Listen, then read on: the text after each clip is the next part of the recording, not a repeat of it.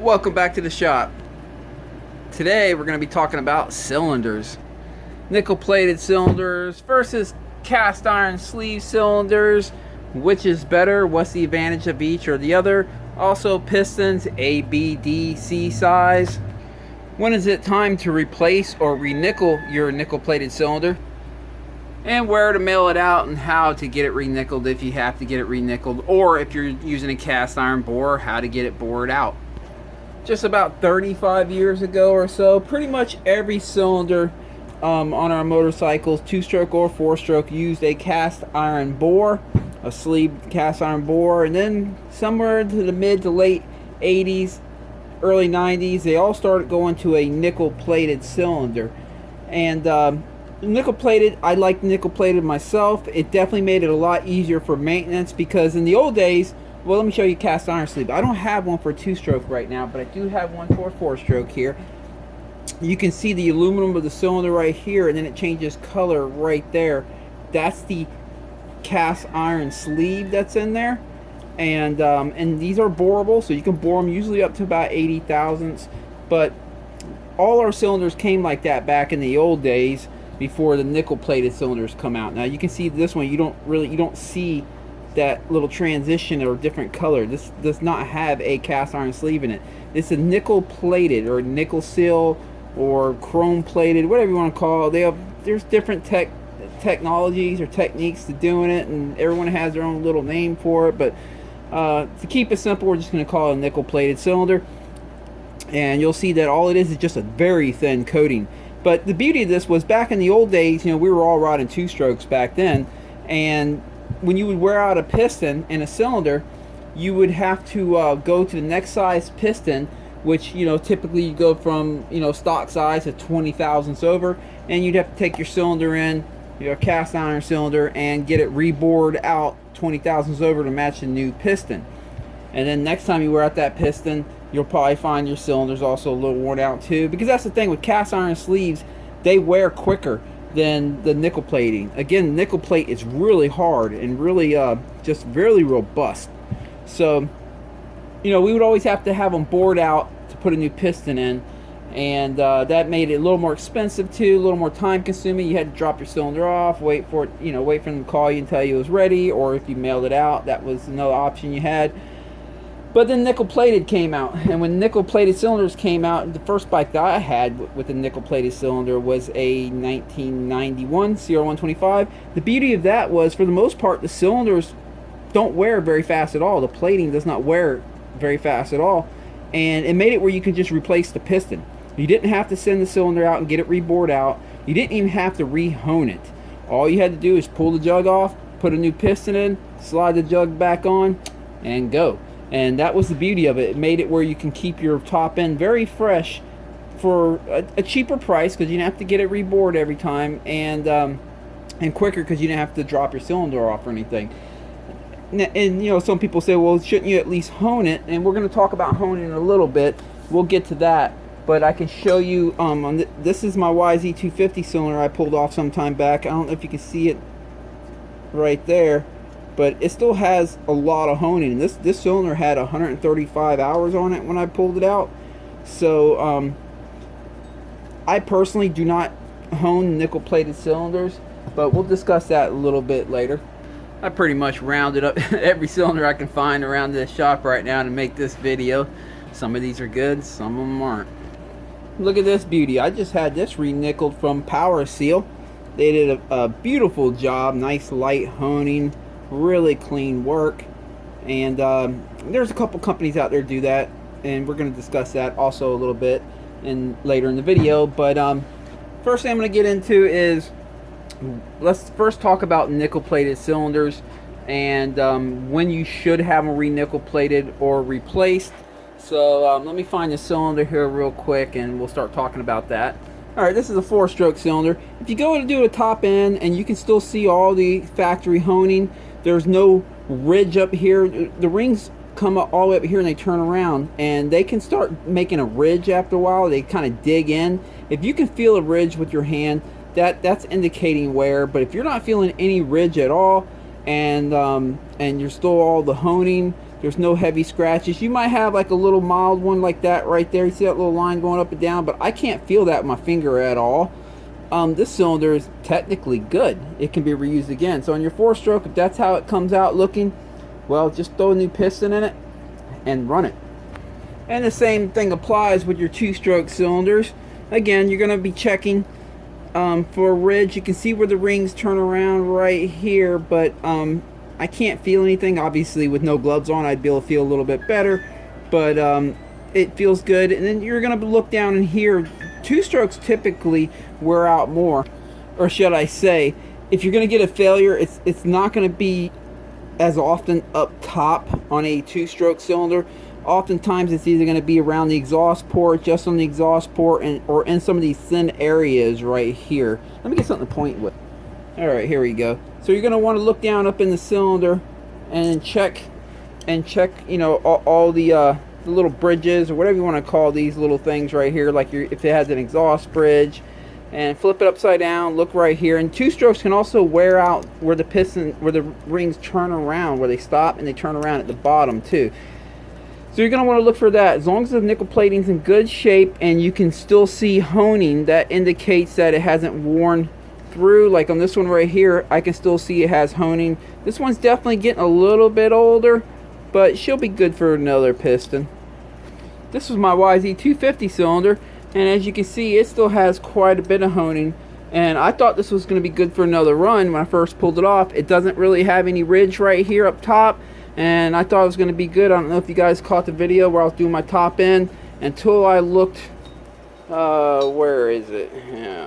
Right here. This is something you got to watch out for on a 2-stroke. You see that right there? It just peeled off the nickel plating right up, and if I can get it to focus. Here, let me see if I do it like this.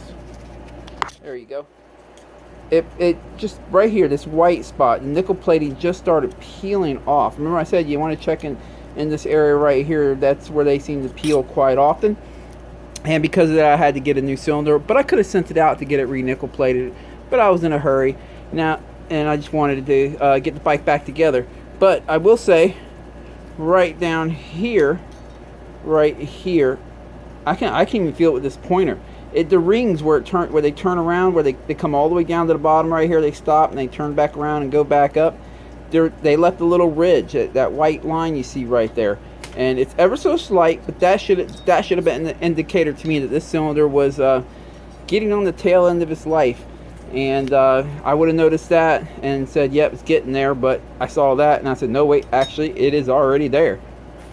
And then this is a 4-stroke cylinder right here, and up top they seem to, on these 4-strokes, if you're just going to wear the cylinder out, there's no catastrophic damage, or you didn't run it dry on oil or anything, it's just normal wear. If it's going to happen, it seems to happen up top. That's where the pressure is really high on a 4-stroke, and it presses the rings up against the cylinder walls really tough. You see that white spot right here? That's actually worn nickel plate. Whenever it starts looking white, if you see a white line or a white area, or you know, it's a pale area, I don't know what color you call it, light gray, whatever, that means it's pretty much done. You're not going to want to put another piston in that. So you can see like this side over here, that looks good over here. You know, I can see where the ring's been turning around, but there's no ridge, or not much at least, very, very, very, very little. But you can see, if you look closely, this nickel plating, I mean the cross hatches, the honing is already gone. So that should have been an indicator if I would have did a top end. If that wasn't there, at least seeing that the honing was gone would have told me that this cylinder is pretty much done. And but I saw that, so right there where it wore through, so I knew it was done. Now, as far as honing one of these cylinders, I personally don't hone them. The way I look at it is the honing sticks around for a long time, and if the honing starts fading away, it's because you've actually worn the cylinder, the nickel plating too far, and it needs to be re-honed. Besides break-in and easing break-in of a new piston and piston rings, the most important job in my eyes for honing is to give an area for the oil to kind of hide out, so the rings don't completely wipe all the oil away every stroke. There's the oil can hide out in these little these little honing cutaways, and just help the piston last longer and reduce friction. So that's the most important part of honing, in my opinion. And as long as you have honing on your nickel-plated cylinder, like this one still does, that's really all you got to do, is just put a new piston in it. The honing will be fine. You don't have to rehone it, but if you do really feel like you need to rehone it, do a little bit of research. You can't just use your standard ball hones or whatever on these. They're a little bit trickier, and you got to make sure you have the right tool to hone a nickel-plated cylinder. Again, I don't suggest doing it. At least I don't do it. I just put a new piston in it and run it. That's the beauty of nickel-plated cylinders, is you just put a new piston in it and go. And the same holds true for the 4-stroke cylinders as well. You can see this one has a lot of nice factory honing still there. This cylinder right here is in good shape, and all we would have to do is just throw a new piston in it and it's ready to go. And this cylinder, look, you can see it's old. It's been around. I'm just guessing at least 150 or 200 hours of, well taken care of, I guess. But yeah, all you have to do is throw a new piston in it and it's ready to go. But if you find that your cylinder is worn out, like I did on my YZ250 here, you have two options. Option number one is to just buy a whole new cylinder from the manufacturer. And they got aftermarket ones too, like Athena and stuff like that. But honestly, I prefer the OEM ones because of the quality control, getting the port heights just right and things like that. But you can either buy a brand new cylinder, or you can go have it replated. You can mail it out, like I did to this one right here. This cylinder actually came off my wife's bike. She has 260 hours in that YZ125 now. Can you believe that? But I pulled it off because it was starting to get a little bit of piston rattle. And we're going to talk about that a little bit later in the video too, when to change it and stuff like that. And I'm even going to start at my YZ125 and show you. She's got piston rattle right now. And that's why I took my wife's old cylinder here and mailed it off to Power Seal. They did a beautiful job on it. Check it out. Let me get you up in here. Nice gentle honing. They did a really good job down here at the ports, just smoothing it out, kind of cutting off the sharp edge to it. Very impressed. They cleaned it up really good. On this cylinder, I did already have the exhaust port polished. They kind of left a little bit of a rougher finish when they were done. I don't know what they use to clean these cylinders, but they do come out very, very clean. And this was done by Power Seal. Now, if you're going to send it out, there are 3 places to send it to. And, well, let me rephrase that. There's 3 places that I know. I know there's more. There's got to be. This was Power Seal. So there's their web address right there, powersealusa.com.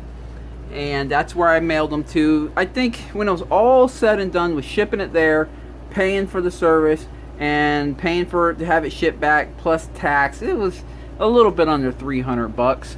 Now keep in mind that cylinder from Yamaha costs about 500, maybe a little bit less, maybe like 470 or something like that currently. So I've only saved maybe $170 or so. But I thought I'd give it a shot versus buying a new one, because I have heard that oftentimes when you have them re-nickel plated, it comes out stronger than the OEM plating. So that's kind of what I'm trying to find out right here. So I had it re-nickel plated. Let's see. Another one is US Chrome. This is a company I used to use a lot. There's their web address right there, uschrome.com. The reason I didn't use them this time is because last time when I went to use them during the whole COVID fiasco, they were saying that they weren't doing any more private orders, like people from their house just calling or emailing and mailing it in, that you had to actually go to your local motorcycle dealership, drop the cylinder off, and they would mail it to US Chrome. So they weren't dealing with us normal folks anymore, at least back then. It might be different today, so keep that in mind. But back then, that's how it was, and I haven't looked back into it since. And then the other one I have here is Millennium Technologies. That's another one, real popular one. I haven't tried them out ever. I have tried out US Chrome and I've tried Power Seal. Never tried Millennium. But that's another one. So contact one of them 3, and that's where you can send your cylinder off to get it replated.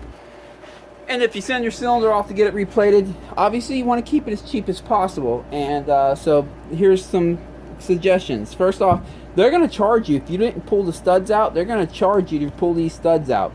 and they're not going to put them back in for you. They're going to come back in a bag with the cylinder. You're going to have to put them back in. So, and they're going to charge you for that. So just pull the studs out, get the power valve out of there, because they're going to charge you for that too. Get that seal out of there. Get everything out. You want to strip it down to bare bones like this. That's how you keep it cheap, because they're going to charge you for anything extra that they have to do that you didn't do for them.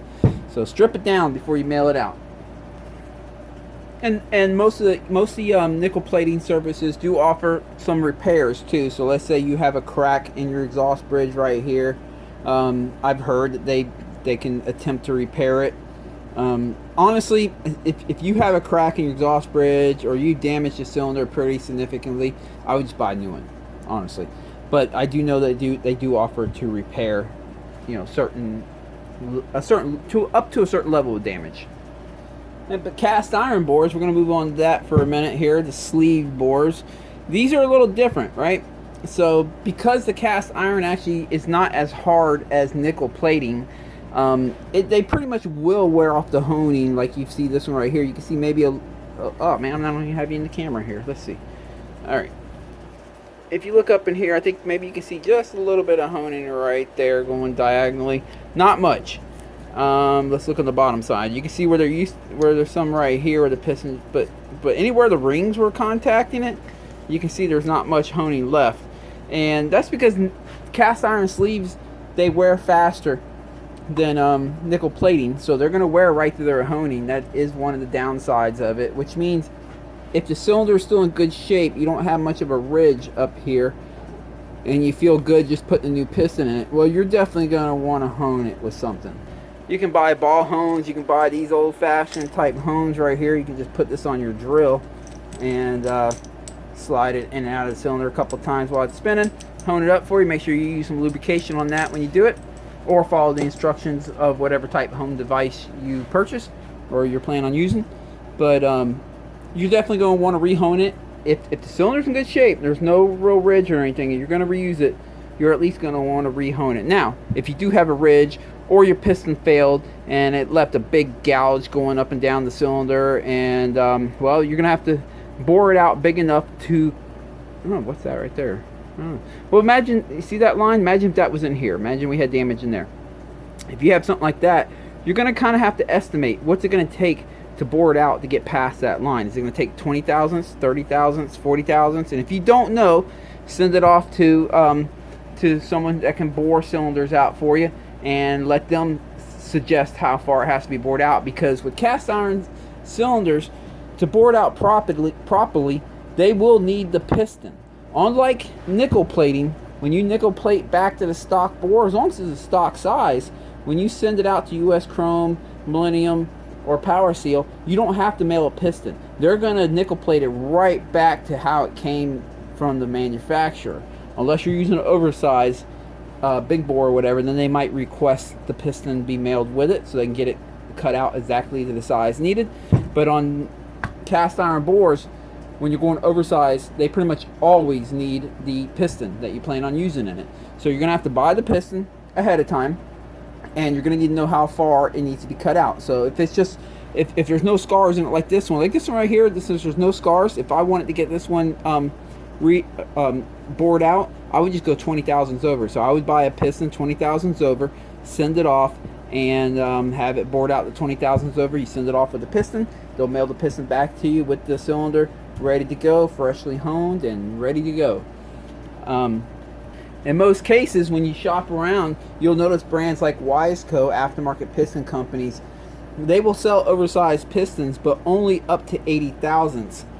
And traditionally, that's as far as they typically will bore a cast iron sleeve on a 2-stroke or a 4-stroke, is 80 thousandths. So that's why they typically sell pistons up to 80 thousandths. And 80 thousandths is, you know, it's a decent amount over bore, but that's what they can do a cast iron sleeve up to.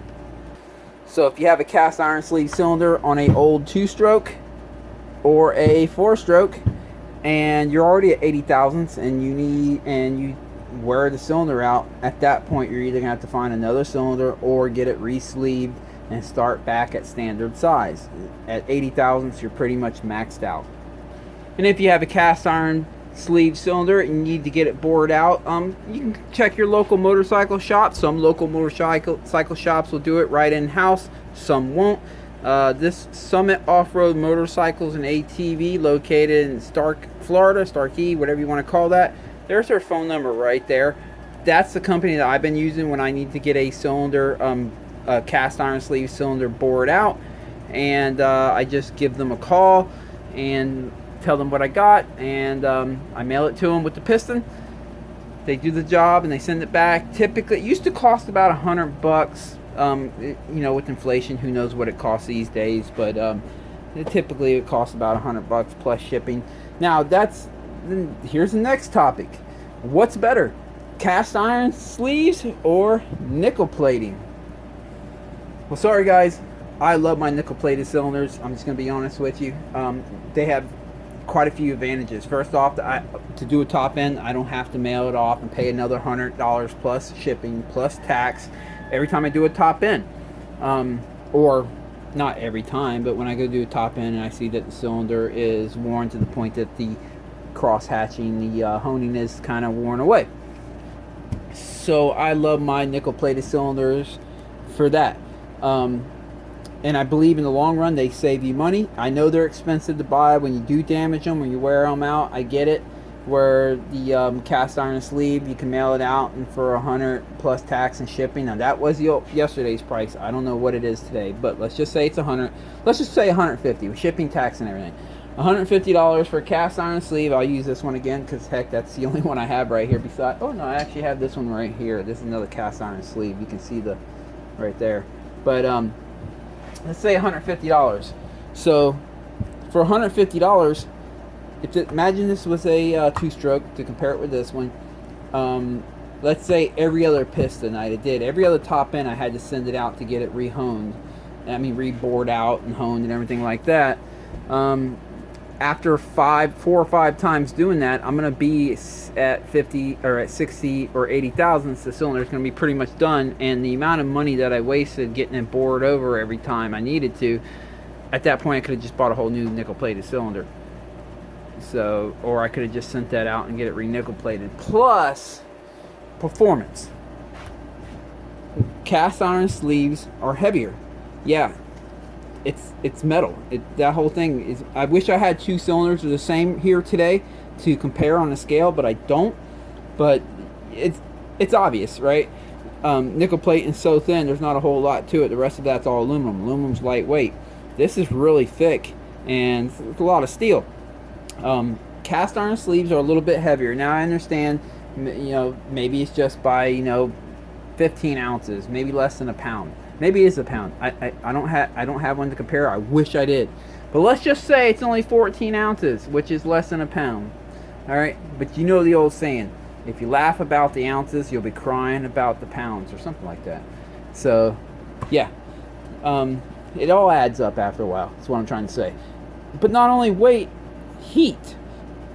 The cast iron sleeve does not dissipate heat as well to the water jacket as nickel plating does. The nickel plate is so thin, and once it's past that nickel plating, it goes right to the aluminum, and aluminum transfers heat quicker and better than steel does. So they will run cooler. The combustion chamber, the piston, the cylinder wall, all that will be a little bit cooler with the nickel plated cylinder over a cast iron sleeve cylinder. So in a performance perspective, keep that in mind too.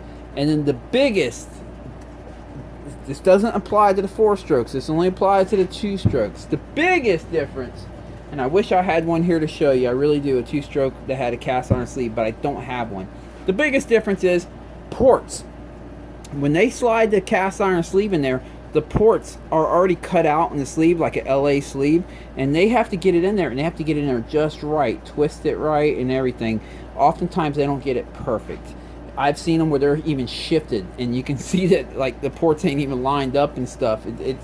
I've seen some pretty bad work, and even when they get it right, it's. I'll put it like this: some of the toughest bikes that I've had to try to jet in, the people brought me to. They said, "Look, I've been jetting this thing till I'm blue in the face. I can't get it to run cleanly." They bring it to me. I have learned when people bring me bikes like that, the first thing I ask them is, do you know if this has a cast iron sleeve in it or not? When they say yes, it has a cast iron sleeve, I tell them right away, look, you can pay me a lot of money to sit there and try to chase down your jetting if you like, and I might be able to make it work. I'll probably have to go pretty extreme, but I can probably make it work. Or we can just go ahead and get a good nickel-plated cylinder, even a good used one on eBay, but at least a good nickel-plated cylinder, and pretty much your stock jetting is going to work again. Because what happens is when they put them sleeves in, it dramatically changes the port height sometimes. If they don't get it just right, it dramatically changes the port heights and the angles and everything, and it just screws your jetting all up. And the bikes just never run the same. I haven't seen too many cast iron sleeve two-strokes that run very good. I'm just going to be quite honest with you. I know there's going to be someone out there right now, well, mine rips, and yeah, you know, maybe so. I had a 1983 YZ250 that had a cast iron sleeve in it, and that thing ripped. I will say it was fully imported and polished after the sleeve was installed, and they corrected all the angles and everything, and all that stuff's important. And maybe you got lucky, and maybe it just fell right into place just right, but in my experience, it gives more headaches more often than not. So for a two-stroke, I highly advise staying away from sleeve cylinders. I'm sorry, it's just if you like your performance, that's my suggestion. Woo, look at this nasty cylinder right here, this four-stroke cylinder. You can tell it got starved of oil, and that's actually melted piston that you see right there. This tip is for you guys that melted a piston, and sometimes these cylinders can be, nickel-plated cylinders can be salvaged. What you have to do, you have to get that aluminum off and see what you got underneath it, the melted aluminum from the piston. You have to get it off and see what's underneath it. The best way that I found to get it off is by using this nasty stuff right here, muriatic acid. It's used in pools and stuff. You just Google it, or you'll be able to find it. It's nasty stuff, trust me. You don't want to breathe it. You don't want to use it in your shop. Go outside, well-ventilated area, have a fan behind you, keep it out of your face. Anything this stuff comes in contact with, like if you use it in your shop, it will cause surface rust on anything that's metal. It's very acidic, so keep that in mind. But what you do is you take a Q-tip and you dip it in this stuff, and then you just, oops, I'm dropping stuff here, and you just, wherever you see the melted aluminum, you just rub it, and you'll be able to tell where you have a melted aluminum, because if you put it where there's no aluminum, it looks like water, right? And just put it on and it'll just still look like water. But anywhere there's aluminum, it'll start foaming up right away and getting dark looking, like a black aluminum oxide look. And that's how you know you got aluminum there. So you keep just applying it and let it foam up until it slowly erodes the aluminum off. It just kind of like melts it off. It just eats it up. I don't know. It just oxidizes it until it's gone. If it's a big chunk and you're in a hurry, oftentimes what I've done is after I apply a lot on there and I got it foaming up, I'll take a wire, a gentle, you see how soft that is? A wire wheel, put it on a cordless drill or whatever, and I'll spin it in the area where the aluminum's at while the muriatic gas is on there. And that will speed up the process if you're in a hurry or it's just a lot. But if you got the time, you can just sit there with the Q-tip until it slowly rows it away. And what you do is you just slowly melt that stuff off until it's all gone, and then you check your cylinder. Yeah, you might still see some up and down lines, but if you can't feel it with your hand and everything's looking good, that cylinder's probably salvageable and you can reuse it again. Sometimes when you remove the melted aluminum, though, you will find that it had a hole. It ate away the nickel plating underneath that melted aluminum, and there's a hole. And when you find that, obviously you have to either buy a new cylinder or get it re-nickel plated.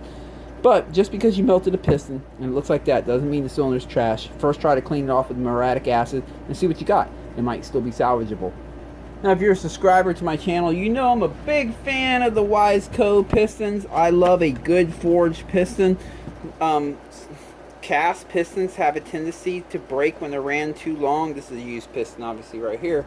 But this is a nice Wiseco race piston. It was used for like 12 hours, I think. I don't know. But anyway, and then you have your stock cast pistons, especially on the YZ250 two-stroke. They're known to break the skirt off, usually on the intake side if they're ran just a little bit too long or ran by a fast rider. Typically, if you're like a beginner or vet rider and you're not really wringing the motor out hard, you'll be fine with the stock piston. But if you are running it hard, especially if you're doing big jumps, get rid of the cast. Just don't use a cast piston. I promise you, I would, if I'm a betting man, I would bet that back when everyone was racing two-strokes, there wasn't a single professional racer out there on a cast piston. I'm quite sure of that. They can break at the worst time, and when they break the skirt off, it goes down into the crank area, and it can lock the crank up, which locks the back wheel up. You don't want that if you're going for a big jump. But anyway, the reason I'm talking about pistons here is piston sizes as far as A, B, C, and D. Yamaha, as you know, this is a B cylinder. You'll find more B's than any other size. I honestly believe they shoot for a B, and if it becomes a little bit small, if it comes out a little bit smaller than that, they call it an A. If it's a little bit bigger, it could be a C or a D. And then if you search your OEM parts, the parts section for your OEM parts, you'll find that they have the piston size A, B, C, or D. Typically, you would want to match it. So this is a B cylinder. So if I was using an OEM piston, I would look for a B piston to fit it just right. And then you have a Wiseco piston, right? They don't sell A, B, C, or D. It is one size fits all cylinder sizes. So what gives on that? Well, this is from the manual. This A, B, C, D cylinder size. Look at the cylinder size over here. 66.402 for a and 66.414 for a D. That is such a minute difference. So minor. Here's what I believe. I believe Yamaha sells a B, C, or D for a brand new bike so that you get no piston rattle. When you buy that bike brand new, it sounds extremely tight, because the difference between a C or A and a D is so minute that honestly, just after break-in, if you had the tool that measures your bore height, not just your standard caliper, but the one you can get up in here, and measure it. If you have that tool and you measure, you're probably going to find that just normal wear has already gotten it from a B to a D. I mean, it's just how it is. It's so minute. So years ago, Wiseco used to send their pistons out like this with no special coating on it, and it was one size fits all. It didn't matter if you had an A or a D cylinder. You bought the Wiseco, you put it in. And Wisecos were typically known to be a little bit noisier. You would hear a little. I'm going to show you my YZ125 in a little bit what that sounds like. But at idle, you hear the. And people, typically knew if you put a Wiseco in your bike, it was going to be a noisier piston, but it was a stronger piston. So most people that needed a Wiseco accepted that.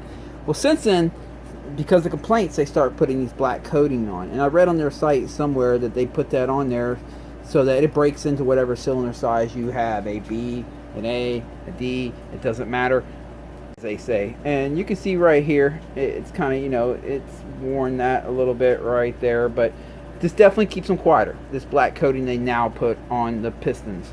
Some bikes, they haven't updated that yet. This is the YZ125, my 2021. You can see they have not updated that yet. I believe this came out of a Weiss bike. I think I ran it too long. Look at that. But anyway, but most of your pistons now, if you have like a 2022 or 2023 YZ125, it will come with the black coating, or the KTMs or the YZ250.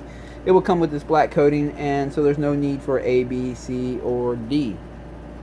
Again, I believe that really only applies when the cylinder is brand spanking new, because, or pretty close, especially if you're a slow rider, you might be, it might not wear out the cylinder that much by your first top end. But if you're a faster rider, trust me, if yours is a B, it's going to be a D or bigger after your first piston if you ride it hard enough. It's just how it is. Doesn't mean the cylinder's bad. It just means that, it's got a little bit of wear on it, but no big deal. Throw a new piston in it, as long as you can still see all the cross hatching.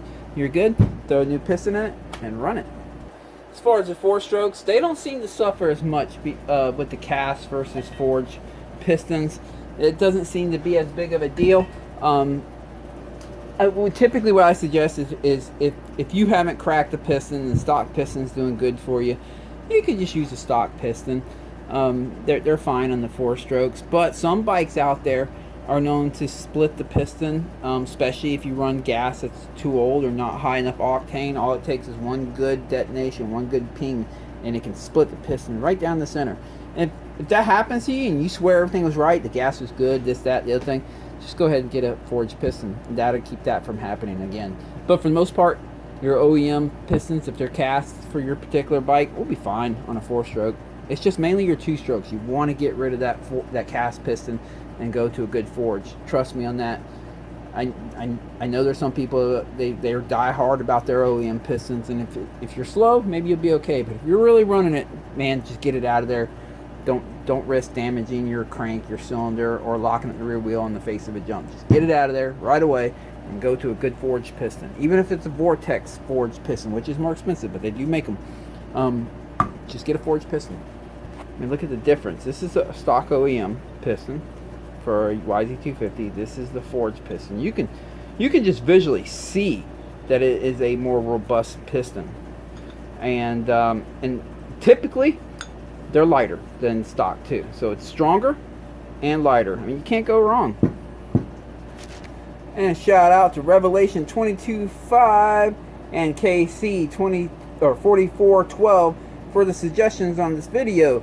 KC 4412 asked, does it make a difference between a forged piston or a cast piston on a nickel plated cylinder or a iron sleeve bore cylinder? No, it doesn't. It's pretty much the same thing. If I was to run a cast iron sleeve cylinder on a 2-stroke, I would still use a forged piston myself. It really doesn't make a difference, you know. I still think the forge is going to be better on that. That's just how I feel. I don't really think it makes a difference. Now, keep in mind, all this is not the gospel. This is my experience, you know. So there are going to be people out there that kind of a little bit disagree with me, and there might be someone out there that knows more than me and can correct me on something. I'm just giving you my experience and how I see it and what I've seen throughout the years of doing this. Alright, so this is my YZ125 cylinder here, and it's all replated. Let me go. I got my YZ250 front and center right now, but let me go ahead and go get my YZ125 that's in the other shop over there. Bring that over here and get rid of this YZ250 so I can fire it up for you and show you the sound of piston rattle, chatter, slap. I don't know what you want to call it. It's a sound that they make when the cylinder either is worn or the piston is worn, or both of them are worn, and there's just a little bit too much slop in there. And typically I can tell when that's happening and I'm due for a new cylinder, which is the case for my YZ125, because I put a new piston in and it didn't get rid of the sound. I'm like, it's just the cylinder's worn past that point. And it doesn't mean you can't ride the bike anymore. I've been riding. I'm going to ride it one more weekend like that, maybe 2 more before I put the brand new cylinder on. But it definitely means that the clearance is, you know, it's just getting a little bit sloppy, you know. So let me go ahead and swap bikes, get this one over there, this one over here, and put some gas in it and start it up for you. Alright, I'm going to do my best to try to capture this sound so you can hear it. Now, keep in mind, these are 125s, right? The 250 2-stroke, especially the YZ250 2-stroke, when it gets down to idle, it has a lot of vibration from the inertia of the crank. There's a heavier side of the crank. There's a weight that sits on one side of the crank. It causes for vibration. Typically, when they get down to idle, they go, they get this vibration and sometimes can almost make a sound. That's not what we're looking for. We're not listening for that. We're listening for something different. It's more of a sound or whatever. I'll show you the best I can show you. I'm going to show you first. Well, let me first show you on my wife's bike here real quick. Hers doesn't really make the sound. This bike is almost due for a piston. It's about 30 hours. So I'm going to start it up. We're going to listen to that for a little bit, and then I'll take you over to my bike and start it up and let you hear it. All right, let's fire it up.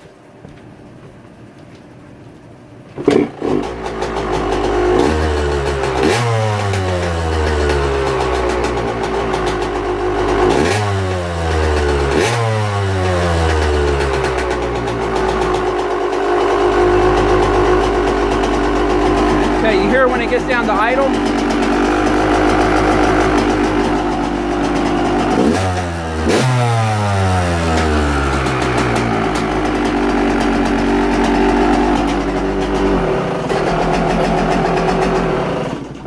now let's start up mine.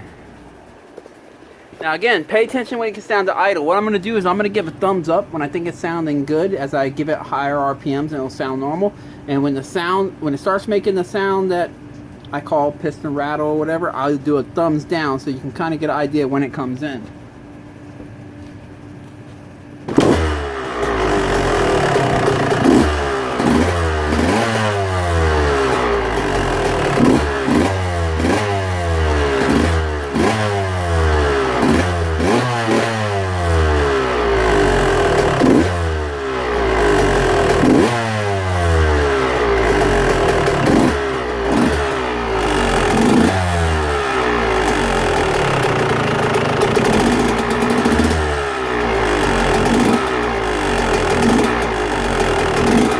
Right there.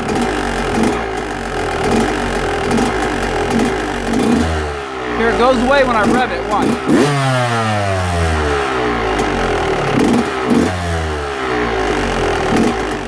Of course, now the bike's starting to get a little warmer too. As the bike warms up and the piston warms up, it will start sounding quieter. But you'll mainly notice, sorry about that, on cold startups or when you've been sitting in the pit for a while and the bike's had about 15 minutes to cool down. That's when you hear it. I'm hoping the camera caught that well. Ooh, sorry, it's so smoky in here.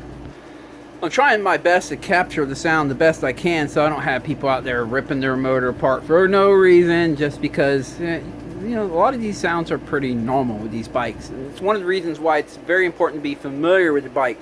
You buy a brand new bike, listen to it.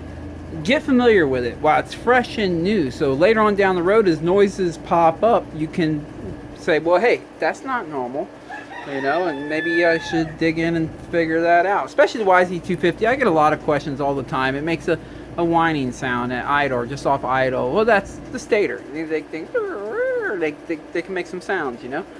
So get familiar with your bike when it's brand new.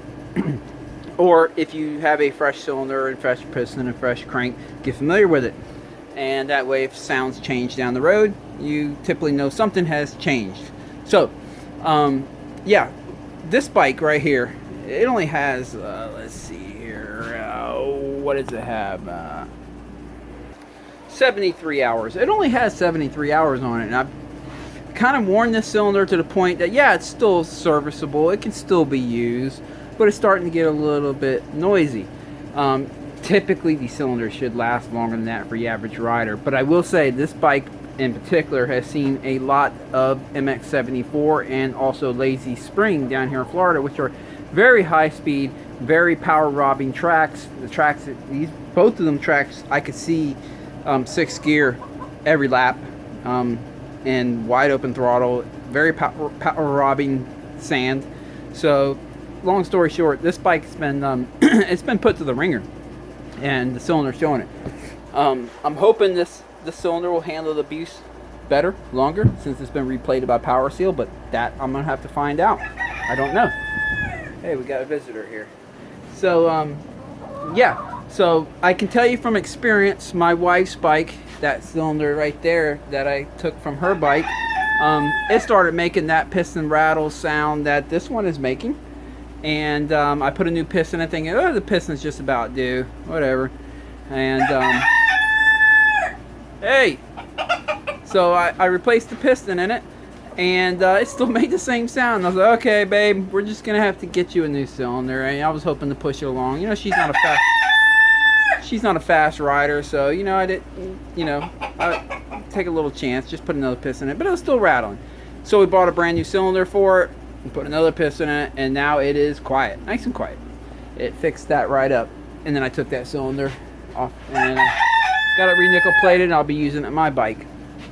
But again, if yours is making that sound, it doesn't mean that it's going to catastrophically fail right away. If you know your bike pretty well, like I know this one, I know there's still some life in that cylinder. It's making some noises, but I can run it a little bit longer. I wouldn't want to run it a whole nother piston longer. But maybe I'm comfortable with about another 5 hours more on it. I know it don't sound like much, but yeah, that's all I'm comfortable with. And I'm gonna get that cylinder off there, get a new piston, put it in that cylinder, and put it on. It's gonna do good then. And for you 4-stroke guys, it's pretty much the same thing. I have heard 4-strokes with piston rattle when the pistons get too worn, but it sounds a little bit differently. It sounds a lot like the natural characteristic that they make, that at idle. They just do more of it. Again, get familiar with your bike. If your bike, when your bike's new and fresh, get familiar with the sounds. 4-strokes, especially the Hondas, but a lot of 4-strokes, they can have like a chuggy sound to them at idle, like ticka ticka ticka ticka ticka ticka. And as they get more worn out, ticka ticka ticka ticka ticka ticka ticka, it just gets louder. Get familiar with the way your bike sounds. And if your bike starts chugging pretty good, and if that ticka ticka starts getting sharper and more up towards the top end of the motor, you might have a little bit of, in your cylinder, piston and cylinder wear. Maybe start with, pull it apart, check the cylinder. If the cylinder looks good, it might just need a new piston. But if the cylinder shows wear, especially like I mentioned earlier in the video, if the cross hatching, the honing is starting to disappear, or you find ridges up at the top, then you're probably just due for a new cylinder too, while you're also putting a new piston in. Obviously, 4-strokes can get a little bit trickier because it can also be the crank that's making that sound. They seem to run at the same speed as far as the sound, the resonance. So they kind of sound, a crank that's has a lower rod bearing with a little bit up and down play can sound just like a loose piston and cylinder on a 4-stroke. 2-strokes are a little bit easier to figure out, to listen to, and figure out, is that the lower rod bearing or is that just piston slap? It's a little bit easier to decipher between the two sounds than it is on a 4-stroke. So I would say just get familiar with your 4-stroke. I work on them for a living, so I pretty much know how all the 4-stroke sounds. When people bring me a 4-stroke and they're like, hey, does that sound normal? I can tell you right off the top, nope, that's a little bit louder than it should be. Or nope, that's how that bike sounds. But if you, if you don't have that type of experience, just be familiar with your own bike. Well, I think that's pretty much it. I hope I'm not missing out on anything on this one. If you have any questions, just shoot it in the comment section. I'll do the best I can to answer it. I think I covered everything. This weekend, I will be riding Dade City Motocross on Sunday. They have the extended track. I'll be taking out the YZ125. This bike is great on that track because it's kind of a little bit of a tighter track. 125 is awesome out there. And boy, I enjoy riding this 125. I really do. I hope all you guys have a good weekend of riding. And by the way, I appreciate every single one of you guys and all my subscribers. I appreciate you guys. If you're not a subscriber, you enjoy this kind of stuff, you know what to do. And now I gotta clean up this mess and get my bike ready for the weekend. Catch you guys next time.